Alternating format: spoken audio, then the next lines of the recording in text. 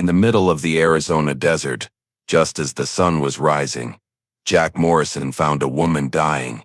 But what he didn't know was that when this woman's identity was revealed, his life would change forever. Jack dismounted his horse and crouched down. The woman was in her early 20s, her lips cracked, her skin burned by the sun. She was breathing but barely. Next to her was only a leather bag and a torn dress. Jack brought his water canteen to her lips. "Hey, stay awake. Can you hear me?" The woman's eyes fluttered open, green eyes filled with fear. "You found me," she whispered. Jack frowned. The nearest town was at least 30 miles away. Nobody could have walked here through the desert. "What's your name?" "Sarah," the woman said, clutching Jack's arm. "Sarah Mitchell, and if they find me, we'll both die." "Both of us?" Jack didn't even know this woman, but she was already talking about his death. Who was chasing her? And why did she think Jack would die too? "Who's following you?" Jack asked, scanning the area. Sarah's hand went to her bag. "There's evidence inside," she stammered. "Something very big, very big." Jack looked at the bag but didn't open it. Not yet. First, he needed to get this woman to safety. But Sarah's next words surprised him. You're Jack Morrison, aren't you?" How did she know his name? Jack had been living in these lands for 10 years, but he didn't talk much with anyone, especially not with city women.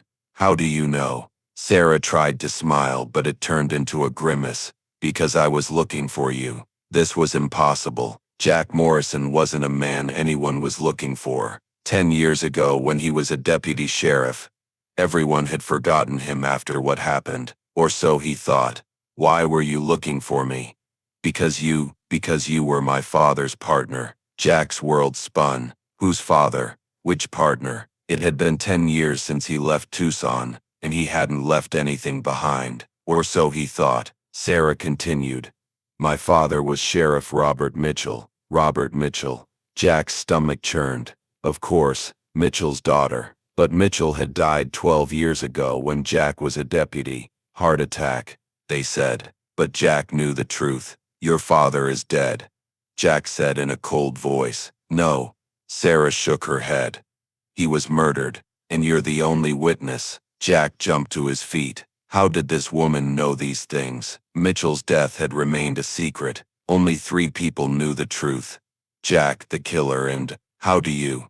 "Look in the bag," Sarah said. "Everything's in there." But before Jack could open the bag, he heard it. The sound of horse hooves in the distance. At least 5 horses. They were approaching fast. "They've come," Sarah whispered. Too late. Jack looked toward the horizon. A dust cloud was approaching. 5 riders, armed, and they were looking for them. But who were these men? And what did they want from Sarah? "Who are they?" "The Bannock gang," Sarah said. "They're the ones who killed my father, and now they're going to kill you because you learned the truth." But Jack hadn't learned the truth. Not yet. There were only questions in his mind. Had Robert Mitchell really been murdered? Who was the Bannock gang? And why was this Sarah appearing after 12 years? The riders approached. Jack lifted Sarah onto his horse. They needed to run. But where? The nearest town was too far, and their horses were tired. "Go east," Sarah said. "There's an old mine." "Which mine?" "My father's secret mine. You should know about it." Jack didn't know. Robert Mitchell had never mentioned any secret mine, but maybe there were many things he needed to know. He spurred his horse and they rode east. Behind them, the dust cloud was growing. 5 riders were following them and getting closer. "How far is this mine?" Jack shouted. 2 miles, Sarah replied. "But we might not make it." But they had to make it, because Jack had noticed that Sarah's bag was very heavy. What was inside? Gold, documents, or something completely different? The first bullet passed over their heads. They were too close now. "Jack," Sarah shouted, "if something happens to me, take the bag to Judge Harrison in Tucson. He'll understand everything." Judge Harrison. Jack knew this name too. The man who came to town after Mitchell's death. But why did Sarah want him to take the bag to him? The second bullet passed by Jack's horse. The horse reared but kept running. Then Sarah cried out. There, behind the rocks, Jack saw a group of rocks. But where was the mine? There was only dry earth and rocks. Sarah jumped off the horse and ran behind the rocks. She put her hand on one of the rocks and the rocks moved. Jack's mouth fell open. This was a secret door. The rocks opened sideways, revealing a dark tunnel underneath. Quickly, Sarah shouted. Jack drove his horse into the tunnel. Sarah followed and pulled the mechanism. The door closed. They were in darkness. Do you have matches? Sarah whispered. Jack lit his match. Inside was incredible. It was a natural cave but had been expanded by human hands. There were torches on the walls. Jack lit one. The cave stretched deep inside, and something was glittering on the walls. Gold, Sarah said. My father found this 15 years ago. Gold veins glittered on the walls. This was a very rich deposit. But why had they kept it secret? Because, Sarah seemed to read Jack's thoughts. These lands belong to the federal government. Operating this mine is illegal. Illegal mining operation. This was Robert Mitchell's secret. But why had this gotten him killed? Sarah opened her bag. She pulled out a stack of papers. These are my father's records. Everything's here. Do you know who the leader of the Bannock gang is? Jack didn't know. Judge Samuel Harrison. Jack's world spun for the second time. Wasn't Harrison the judge? Hadn't Sarah told him to take the bag to him? No. Wait, Sarah said. You know Judge Harrison, don't you? Jack nodded. He came to town after Mitchell's death. Because he killed my father, Sarah said. And now he wants to take over this mine. But this didn't make sense. If Harrison was the killer, why had Sarah told him to take the bag to him? Sarah smiled. Because I'm not Sarah Mitchell. What? I'm Elizabeth Harrison, Samuel Harrison's daughter. Jack staggered backward. If this woman was Harrison's daughter, why was she fighting against her father? Because Elizabeth continued. My father didn't just kill Robert Mitchell. He killed my mother too. Jack's head was spinning. Why? My mother was working with my father. They found this mine and started operating it illegally. But then my mother decided to run away. She was planning to take all the gold and go far away. And your father stopped her, killed her. Then he silenced Robert Mitchell too, because Mitchell knew about my mother's plan. Jack still didn't understand. But why are you against your father? Elizabeth's eyes filled with tears. Because I witnessed my mother's death. I was 16 years old, and my father tried to kill me too. Now it made sense. Elizabeth had run away, changed her identity, and made a revenge plan. So the bag, evidence of all my father's crimes, my mother's death, Mitchell's death, and illegal mining operations, everything. Sounds started coming from outside. The Bannock gang had found the door. Is there a secret exit? Jack asked. There is, but Elizabeth stopped. Jack, I need to tell you something. What now? You weren't just Mitchell's partner. You were also my mother's lover. Jack froze.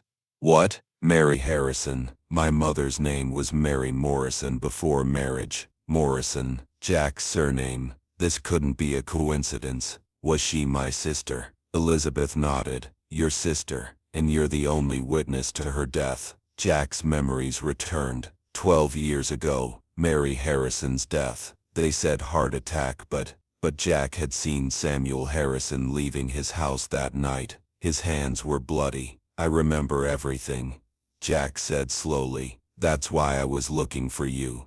Elizabeth said, you're the only witness, and my father wants to kill you too. The door burst open with a crash. Samuel Harrison entered with 6 armed men. Elizabeth, my daughter, he said in a cold voice. Finally found you. Elizabeth stepped behind Jack. Father, it's not a secret anymore. I know everything. What do you think you know? Harrison laughed. How my mother died, why you killed Mitchell, and why you want to kill Jack. Harrison's laughter stopped. Jack Morrison, former deputy sheriff. I wonder what you saw at my house that night. Jack reached for his gun, but Harrison's men were faster. 6 rifles were aimed at him.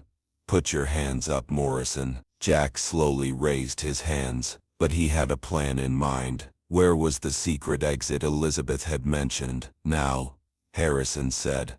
Give me that bag, daughter. Elizabeth clutched the bag tightly. Never. Then we'll kill Jack Morrison first, then you'll give the bag. But there was something Harrison didn't know. Jack Morrison wasn't just a former deputy sheriff. He was also— Wait, Jack said. I need to show you something. He slowly reached into his pocket. Harrison's men tensed.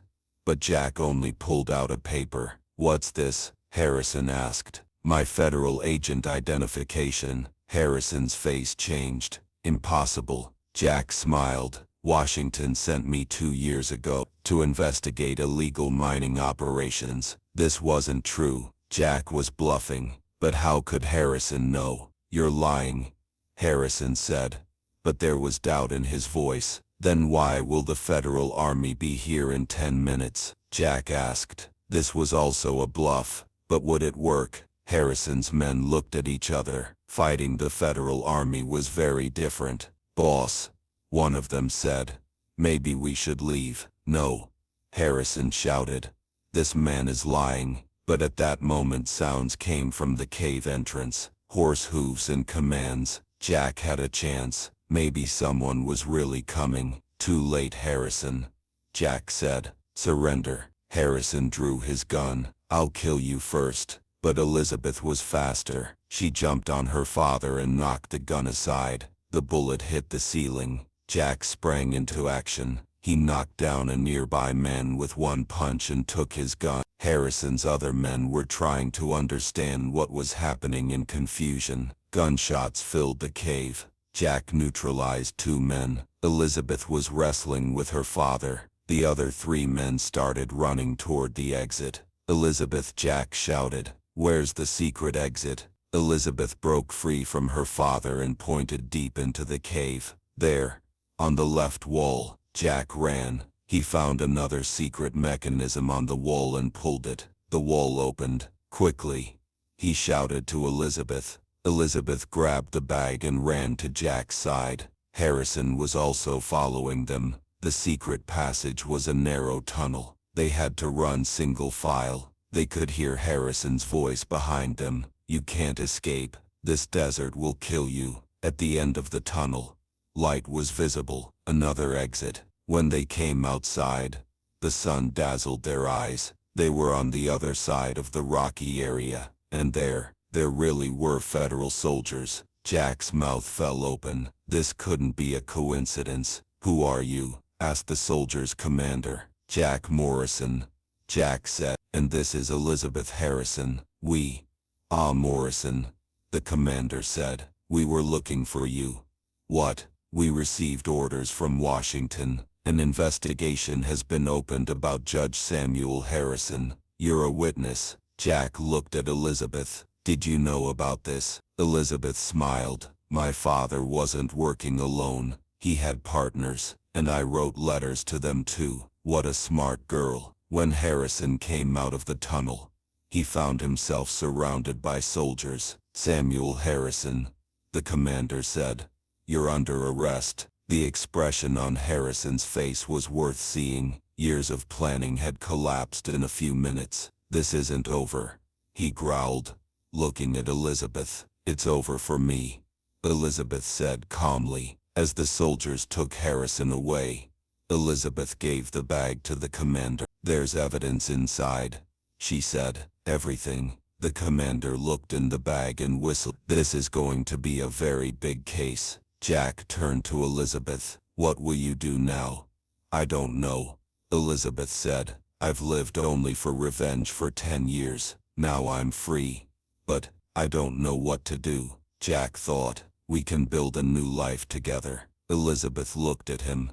Really? There's gold in these lands, Jack said. We can extract it legally. We can be partners. Elizabeth truly smiled for the first time. Partners? Just mining partners? Jack blushed. Maybe more than that. Elizabeth put her hand on Jack's. I think so too. The sun was setting. The Arizona desert was painted with golden colors, and 2 people had finally found peace. But the story wasn't over yet, because as Harrison had said, he had partners, and they would want revenge. 3 days later, as Jack and Elizabeth were preparing documents to legalize the mine, strangers began appearing in town. Harrison's partners, Elizabeth said worriedly. How many could there be? Jack asked. I don't know, but my father was the head of a very powerful gang. Jack looked out the window. 3 strangers were standing on the town's main street.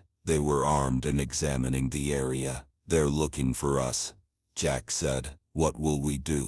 Jack thought. They could run, but this couldn't go on forever. Or they could fight. We'll fight, Jack said. But we're only 2 people. We're not alone, Jack said. Sheriff Daniels is on our side. And when the townspeople learned the truth, Elizabeth was right. 2 people couldn't fight a gang. But maybe there was a different way. Elizabeth, what else is in that bag? Elizabeth opened the bag. Money, documents, and she stopped. And what? A map. A map of all my father's secret mines. This was very important. If Harrison had other secret mines, we can give this map to federal agents, Jack said. Then Harrison's entire gang will be caught. But first we need to stay alive, Elizabeth said. There was a knock at the door. Jack drew his gun. Who is it? Sheriff Daniels, came a voice. Jack opened the door. Sheriff Daniels came in, his face worried. Jack, there's trouble in town. 3 strangers are asking about Harrison. What did you tell them? Nothing, but they don't seem like they're leaving. Jack looked at the map. Sheriff, I want to show you something. They opened the map. Sheriff Daniels whistled. Are there this many secret mines, and they're all illegal? Elizabeth said. With this information, we can finish Harrison's entire gang, the sheriff said.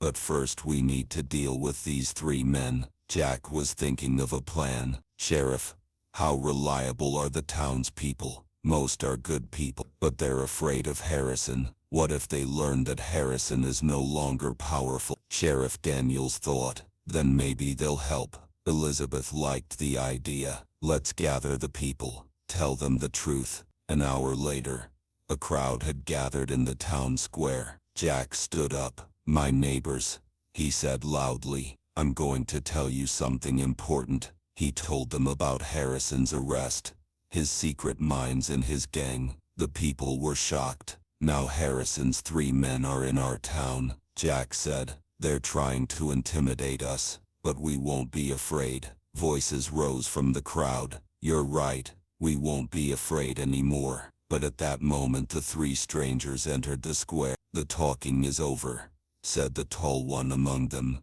We want Harrison's daughter. Jack stepped forward. Harrison has been arrested. We don't need to be afraid anymore. The tall man laughed. Harrison was just the beginning farmer. We're a bigger organization. Elizabeth came to Jack's side. I'm here, she said. What do you want from me? We want the map in that bag. Of course, the map would expose the entire gang's secrets. That map isn't yours, Elizabeth said. The tall man drew his gun. I'm asking for the last time. Give me the map. The townspeople had backed away. There were only Jack and Sheriff Daniels against 3 armed men. But Elizabeth had something else. Courage. The map isn't with me, she said. It's with the federal agents. She was lying, but it was very convincing. You're lying. Then investigate, Elizabeth said. But federal agents will be here within an hour. This was true. The commander had said he would return. The 3 men looked at each other. Fighting federal agents would be difficult for them too. The boss won't like this, said the one next to the tall one. But we have no choice. We do, said the 3rd man. We take the girl, burn the town. The message will be clear. The townspeople began to panic and scatter. But then something unexpected happened. The town's old barber stepped forward. Nobody's going to burn our town. Then came the butcher. This is our home. Then the teacher, the postman, and others. One by one they stepped forward. You're only 3, the barber said. We're 30. The tall man looked around. The townspeople had surrounded them. Not all of them had guns, but they had determination. "This isn't over," the tall man said. "Our boss will come with more men." "How many men?" Jack asked. "Enough." But at that moment a dust cloud appeared on the horizon. Federal soldiers were returning. The three men heard the horse hooves and started to run. "Stop!" Jack shouted. But it was too late. As the riders disappeared, the commander came to Jack's side. "Is there a problem?" Jack explained the situation. The commander looked serious. "How big is this gang?" "We don't know," Elizabeth said. "But my father was just a small part." The commander looked at the men. "With this information we can catch the entire gang, but it takes time." "How much time?" "At least a week, maybe 2. Jack thought 2 weeks was too long. The gang would return by then and take revenge. "Isn't there another way?" the commander thought. "There is, but it's very dangerous." "What is it?" "We can talk to the gang leader. We can negotiate." Elizabeth objected. "Negotiate with them? Never." "Maybe Elizabeth is right," Jack said, "but we have no other choice." The commander continued. "Do you know who the leader is?" Elizabeth thought. "My father never said his name, but he called him boss." "Who is boss?" "I don't know, but he must be very powerful." Jack had an idea. "Elizabeth, are there documents at your father's house? Letters or something?" "There might be. I didn't look." "Let's look. Maybe we can learn boss's identity." An hour later they were at Harrison's house. Jack, Elizabeth and Sheriff Daniel searched everywhere. Elizabeth found a secret compartment in her father's study. There were letters inside. "Look at this," Elizabeth said, reading the letter. "What does it say?" Elizabeth's face paled. Boss is Territorial Deputy Governor Marcus Webb." Jack's blood froze. Deputy Governor Webb was one of the most powerful men in Arizona Territory. He was directly connected to the federal government. "This is impossible," Sheriff Daniels said. "Webb is a respected man." "So it seems," Elizabeth said. "But look at his correspondence with my father." They read the letters. Webb wasn't just Harrison's partner. He was the brains behind the entire operation. Illegal mining, land grabbing,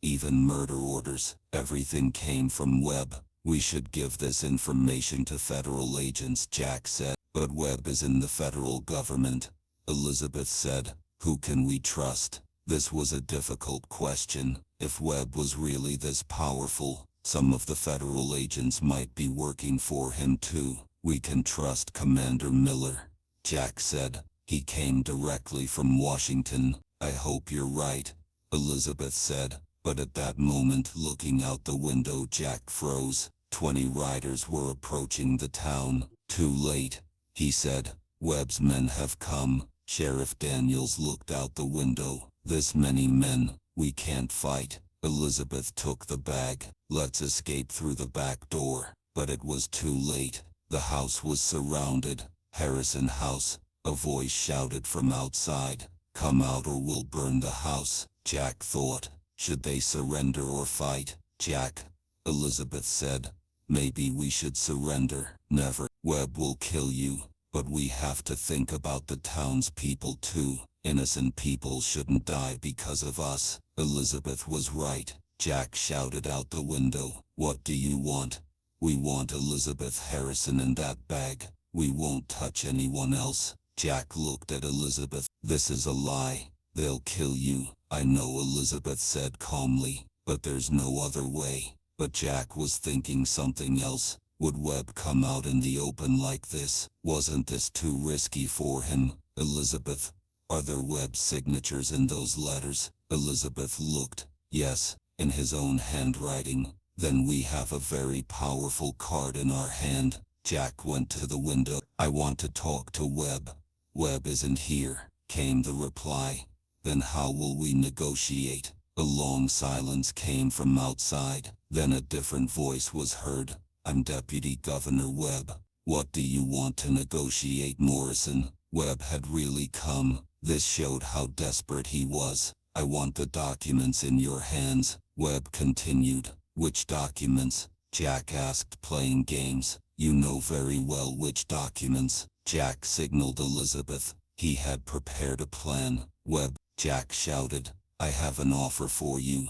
I'm listening. The documents for Elizabeth's safety. Elizabeth will already be safe. I want a guarantee. Hand over in front of federal agents. Webb laughed. Federal agents are under my control, Morrison. They protect me. This was what Jack feared, but maybe he was bluffing. Then I have another offer for you, Jack said. The documents in exchange for Elizabeth and I leaving town. We never return. There was a long silence. Webb was thinking. Accepted, he finally said. But first I need to see the documents. Jack looked at Elizabeth. The plan was working. I'll come out of the house and show the documents. But lower your weapons. Only you come out. Let the girl stay inside. Jack took a deep breath. This was very risky. Elizabeth put her hand on his arm. Be careful. Jack walked toward the door. But in his pocket was something secret.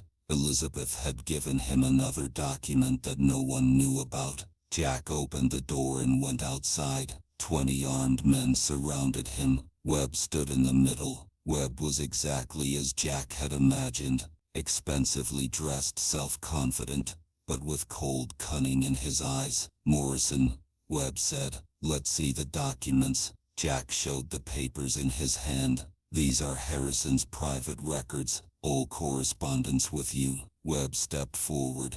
Give them to me. First, guarantee Elizabeth's safety. Webb smiled. Of course, Elizabeth will be safe. But what Jack saw in Webb's eyes told him everything. This man was lying. Jack extended the papers to Webb, but at that moment he pulled out the secret document from his pocket and raised it in the air. But you'll want to see this document in Washington. Webb froze. What document is that? Elizabeth's full confession, all your operations names, dates, and a copy of this document is currently on a mail coach going to Washington. This wasn't true, of course, but how could Webb know? Webb's face changed. Impossible. The mail coach left this morning, Jack said. It will reach Washington in 3 days. Webb's men were exchanging worried glances.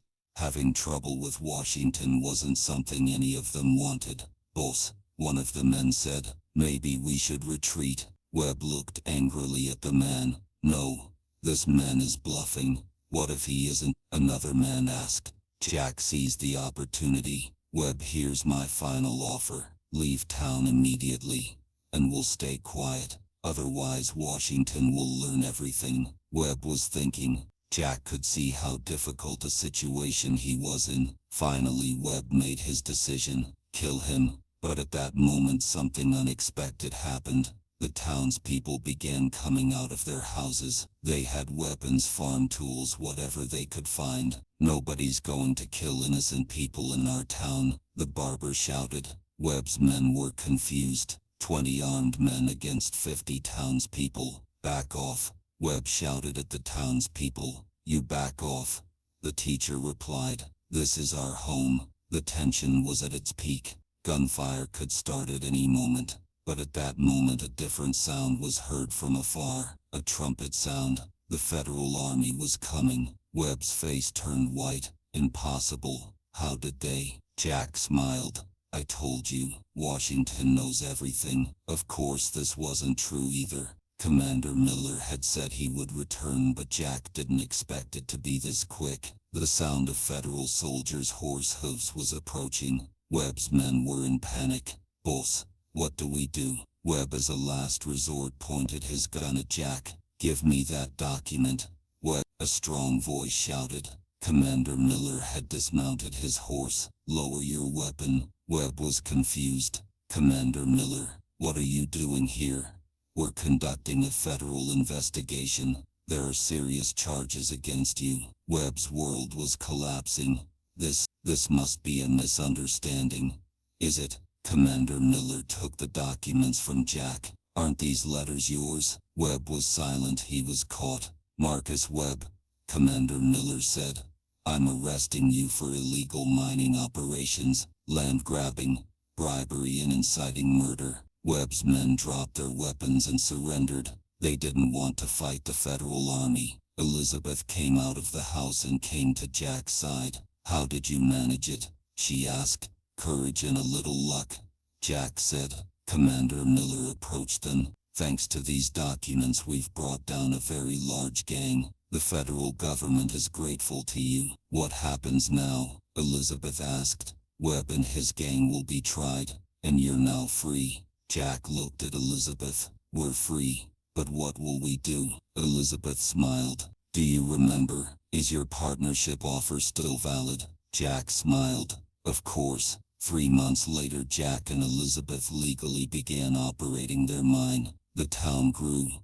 People came and they built a small paradise in the middle of the Arizona desert. And they both knew that sometimes the darkest moments bring the most beautiful beginnings. But the story still had one last secret. A year later, the last letter Elizabeth found at the bottom of her bag changed everything. The letter came from her mother. It was written before she died. "Dear Elizabeth," the letter said, "if you're reading this letter, it means you've learned the truth. But there's one more thing you don't know. Webb isn't your real father." Elizabeth's hand trembled. "Your real father is Jack Morrison's older brother, and he's still alive." When Jack read the letter, he was shocked. "This is impossible. Did you have a brother?" Elizabeth asked. Jack thought. "I did, Thomas, but he disappeared 20 years ago. I thought he was dead. Maybe he's still alive." And this was the beginning of a new adventure. Because Thomas Morrison knew the last great treasure hidden in Arizona's most remote places, Apache gold, and someone had started looking for him. But that's the subject of another story.